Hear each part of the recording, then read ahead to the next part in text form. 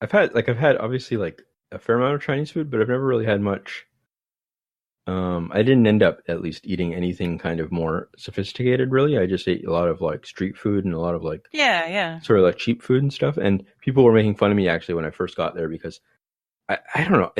Everything about it, I didn't really have well planned out kind of thing. So when I got there, I was like, oh, I don't eat any of this food. Like I was like, I never really had Chinese food other than like kind of, Canadianized kind of, like Yeah. fried chicken or something like that. So Like orange chicken or something. yeah, stuff like that. Like I just Yeah. had very, very basic stuff. So then I was like, oh, I don't eat any of this. And actually, what ended up happening was one of the students told me, she was like, oh, you're like one of those people that fills up on rice and that's all you eat. And you're, so they said in Chinese, she said like, so we call you like a rice eater or something like that, like, just like that.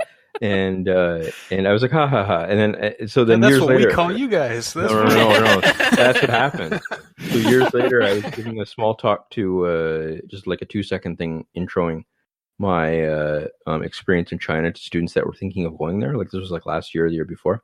I was like, oh, I went there like almost 10 years ago now or whatever, right? And then I was talking to people and I said, and I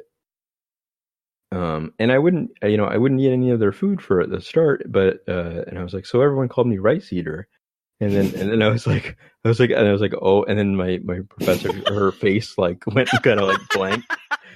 And I was like, oh, no. It wasn't like other students from Canada that called me that. It was it was the Chinese students called me that. They're like pulling their eyes back. Yeah, exactly. Donald's a rice eater.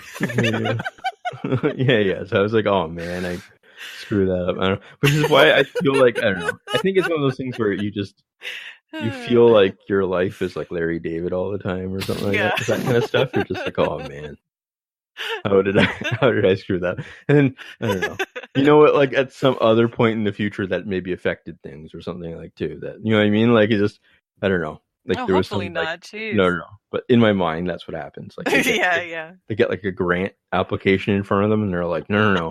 This is that racist student or something like that. Yeah.